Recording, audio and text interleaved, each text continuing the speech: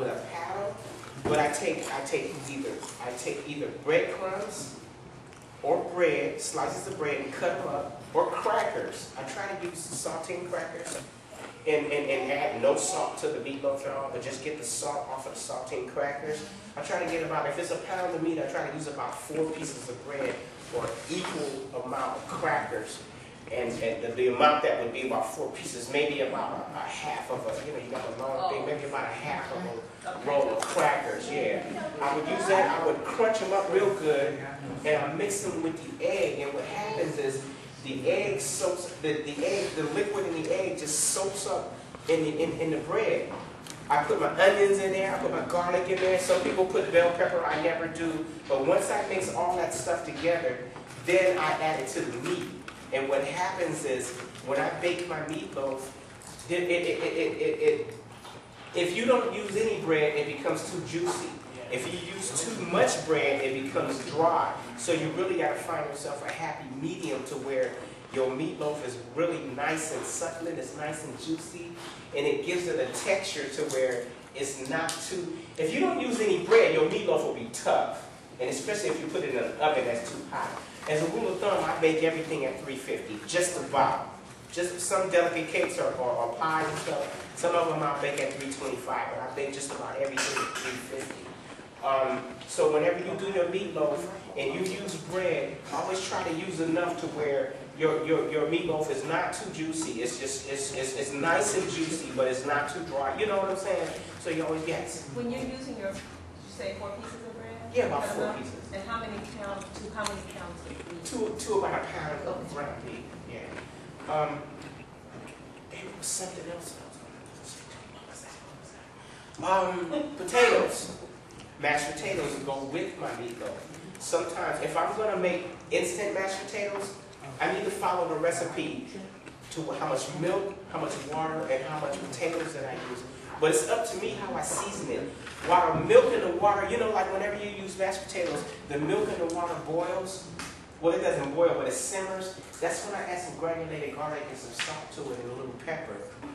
And I add that to the, I add the instant mashed potatoes to that, and it comes out really, really good. After that, I add the butter to it, and then you don't even need any gravy or sauce or anything. It's just so delicious. But you got to be careful about the amount of butter that we put in there, because sometimes a lot of us can't have high cholesterol. I got high cholesterol. I can't have a lot of butter. And I act like everybody else has high cholesterol, and I cook that way accordingly. The reason why is because I want to cook healthy. I want to be here for my daughter. We lost mom. I need to be here. You make one mashed potato, you put 2 cubes of butter. Okay, now, so what's that? As opposed to 4 cubes? But now when I'm making fresh potatoes, I peel my potatoes. And I put just enough water to where, instead of me having to pour water out, the water soaks all the way up. The reason why is because I take garlic cloves and I put them in there with them. By the time the potatoes are done, the garlic is done. So I take I take a potato masher and I mash them down real good.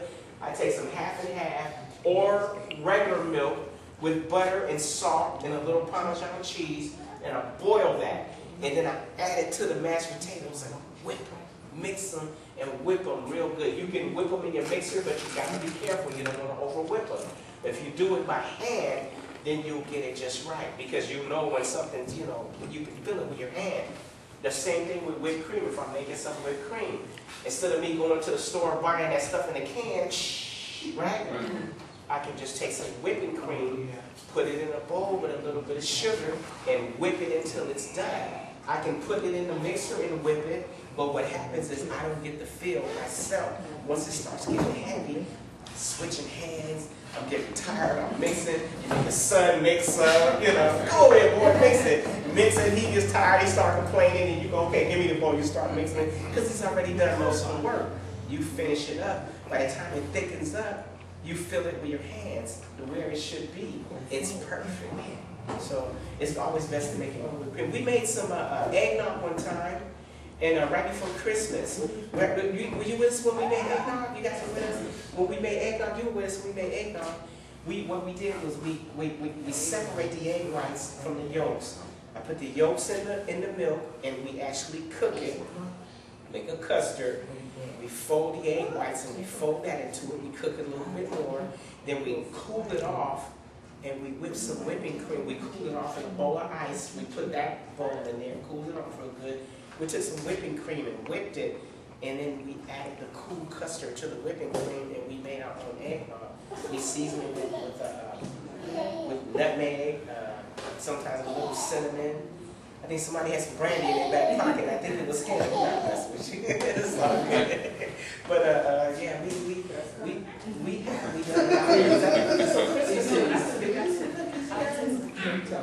done some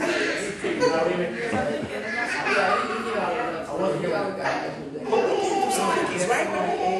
We did some cookies, right? I know we did brownies. Sugar cookies. Sugar cookies. Yeah, get those.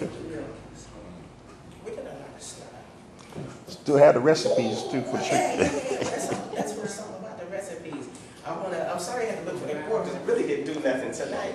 But next week, when we fry up chicken. Yes. Are we gonna do the skinless chicken, or if the chicken has skins on it, we're gonna do the skinless chicken? Or are we gonna do with the skin on it? I will show you guys how to do it both ways. Some people like the skin. Some people don't like the skin. But let me tell you this stuff. The thigh is the fattiest part. You have a thigh, with your chicken thigh, it looks like this, right? Because you have the drumstick onto it, and it goes down, and it looks like this. This is your thigh right here.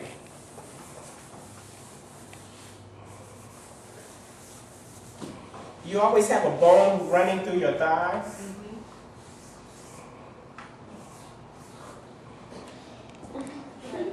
Okay, the skin. That looks funny. On this part right here,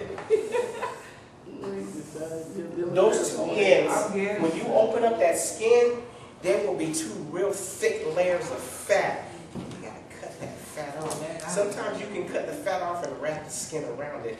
Now, also in chicken, a lot of skin is under the fat. If you really like skin and you're really health conscious, sometimes you want to tear that skin back and scrape that fat off, put the skin back on, and then you can fry it that way. Some people, they want to take the skin off altogether, and that is fine because, it's the most healthy way to eat chicken if you're going to do it, is to remove the skin and remove all the fat. Sometimes you have those wingettes that you have, and they look like this, and they got the little bones, the two little bones.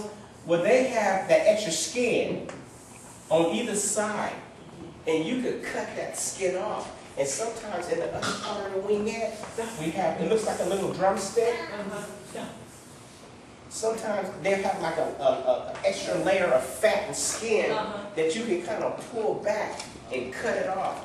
I do that every time. If I buy those bag of wingettes, that's the first thing I do is I throw them out and I cut that fat off, because when I look at all of the fat piled up, that stuff is nasty. And then sometimes people will say, have you guys ever heard somebody say, oh, leave the fat on there, the fat adds flavor? Have you ever heard anybody say that?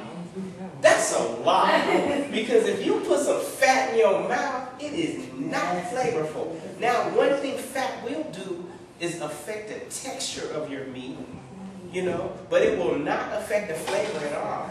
But what we do is we cut the fat off. The only thing that affects the flavor is the way you season it. It's the way if we boil chicken, we can season the water with a little chicken base, with some whole garlic cloves, with some onions. The way that affects the flavor. But anytime somebody tells you that your fat affects the flavor, it does not. Because if you take a piece of fat and it's not seasoned and it's cooked and you put it in your mouth, you can eat it barf. And I understand, because it's terrible. And not only that, it sits on your stomach and it destroys us. It's killing us. A lot of my sister, you'll cut the fat off your steak and she'll come out and eat it. Oh, don't do that. Raw fat? But then she almost had a stroke one time too.